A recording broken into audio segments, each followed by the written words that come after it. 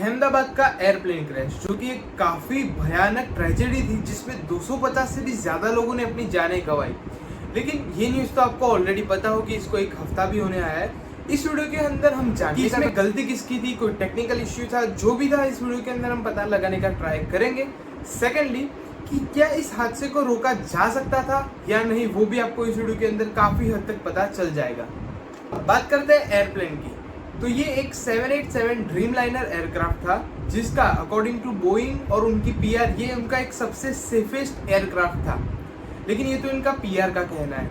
इसकी कुछ अगर रियलिटी अगर हम फाइंड करने का ट्राई करें तो बात ऐसी है कि 2024 में ही बोइंग के एक एम्प्लॉय जिन्होंने 10 साल से भी ज़्यादा बोइंग में काम किया है, उन्होंने बोइंग को एक्यूज किया था कि उनके मैन्युफैक्चरिंग में कुछ इश्यूज है जो कि आगे जाके बहुत बड़े हादसे के अंदर भी तब्दील हो सकते हैं। जैसे कि जो उनका 787 एंड 777 एयरक्राफ्ट है उसके अंदर मैन्युफैक्चरिंग में डिफेक्ट्स आते हैं। जैसे कि फ्यूजलेज एक पार्ट होता है एयरक्राफ्ट का, आप समझ लो कि दो बॉडीज को एक साथ जोड़ने का काम होता है। एंड माइंड यू कि एक एयरक्राफ्ट की मैं यहाँ पे बात कर रहा हूँ, तो बोइंग के एम्प्लॉय ने ये कहा कि जो फ्यूजलेज के जॉइंट्स मिसअलाइन थे, तो बोइंग के वर्कर्स उसके उन पैनल्स के ऊपर कूद के उनको जॉइंट्स को अलाइन करते थे। और समझो आप कि जब वो इंसान कूदता है किसी भी स्टील या फिर किसी भी मटेरियल के ऊपर, तो वो जॉइंट्स तो अलाइन हो जाते हैं, लेकिन उसका जो स्ट्रक्चर होता है वो कहीं ना कहीं वीक हो जाता है और डिफॉर्म्ड हो जाता है। सेकेंडली एक वीडियो ये भी निकल के आया था कि कोई तो एक पर्सन है, काफ़ी शेडी सा वीडियो था, मुझे भी इसके बारे में ज़्यादा डिटेल्स नहीं है, मैं आपको वीडियो दिखा दूंगा थोड़ी ही सेकेंड्स में।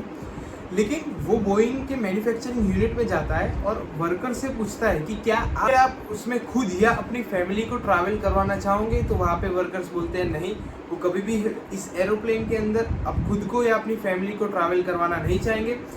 जिस एम्प्लॉय ने फ्यूजलेज वाला इश्यू रेस किया था उसने एक ये भी इश्यू रेस किया था कि 787 जो कि एक मॉडर्न एयरक्राफ्ट है और पर्टिकुलरली ये एयरक्राफ्ट हेवीली रिलाई करता है इलेक्ट्रॉनिक्स पे, यानी अगर इसके अंदर कोई इलेक्ट्रॉनिक इश्यूज आते हैं तो वो इंजन तक को इफेक्ट कर सकते हैं। एंड जैसे कि आपको कुछ रिपोर्ट्स में दिखा होगा कि जो 12 जून को जिस एयरक्राफ्ट के अंदर इश्यू हुआ था उसने रेगुलर से ज़्यादा दूरी पे जाके उसने टेक ऑफ करने का ट्राई किया था, जिसकी फोटोज मैं आपको दिखा देता हूँ। ग्रीन लाइन होती है वो नॉर्मल डबल इंजन के ऊपर जब एरोप्लेन टेक ऑफ करता है उसकी होती है। रेड लाइनिंग होती है कि जब एरोप्लेन का एक इंजन फेल हो जाता है या थ्रस्ट जनरेट नहीं कर पाता तब का। लेकिन अहमदाबाद वाला इंसिडेंट हुआ उसमें ये जो येलो लाइन है वो काफ़ी ज़्यादा सोचने वाला टॉपिक है कि इसने इतना लंबा डिस्टेंस क्यों ट्रैवल किया।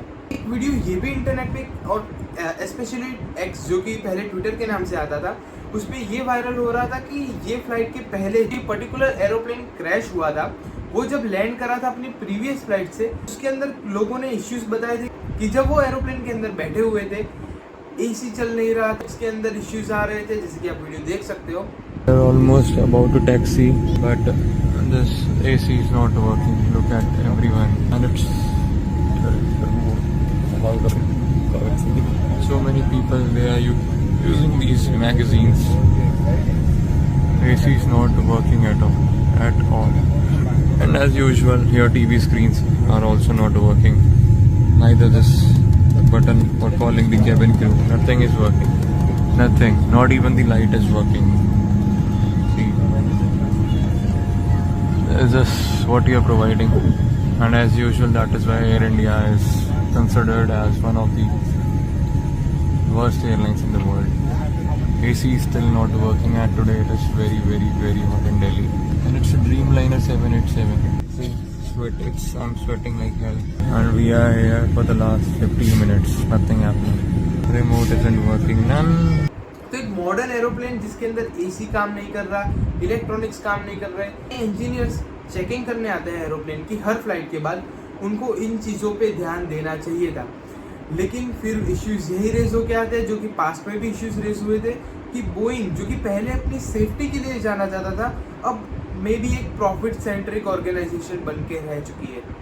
बात करते हैं कुछ थियरीज पे, तो कुछ लोगों का कहना है कि इसमें पायलट का भी फॉल्ट हो सकता है क्योंकि एक वीडियो दिखा रहा है, क्योंकि वो लोग उस वीडियो को जिसका जो एरोप्लेन क्रैश हुआ था उसके विंग्स देख के वहाँ पे एक पार्ट होता है जो कि थ्रस्ट जनरेट करने के लिए उस पार्ट का बाहर आना ज़्यादा ज़रूरी होता है। लेकिन वो पार्ट उस वीडियो के अंदर वैसे तो क्लियर दिख ही नहीं रहा, लेकिन अगर अंदाज़ा लगाए तो वो पार्ट बाहर निकला हुआ नहीं दिख रहा। लेकिन एक मॉडर्न एयरक्राफ्ट वो पार्ट अंदर होगा फिर भी वो टेक ऑफ कर जाएगा। एंड सेकेंडली बात यह है कि जो एरोप्लेन्स होते हैं उसके अंदर 2 इंजन होते हैं, लेकिन वो सफिशिएंट होते हैं कि वो सिर्फ एक सिंगल इंजन पे टेक ऑफ, लैंडिंग और इवन पूरी अपनी फ्लाइट की जर्नी कर सकता है।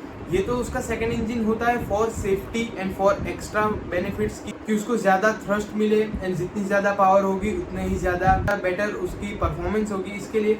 लेकिन अगर उसके दोनों इंजन फेल नहीं हुए होते तो वो एक सिंगल इंजन पे भी वो टेक ऑफ कर जाता। अब अगर हम केस मानते हैं कि उसका एक इंजन बंद हो गया होता एंड लैंडिंग गियर्स और जो विंग के ऊपर फ्लैप थे वो बंद होते, तो हाँ उसको स्ट्रगल होता कि वो ज़्यादा ऊपर लिफ्ट नहीं कर पाता।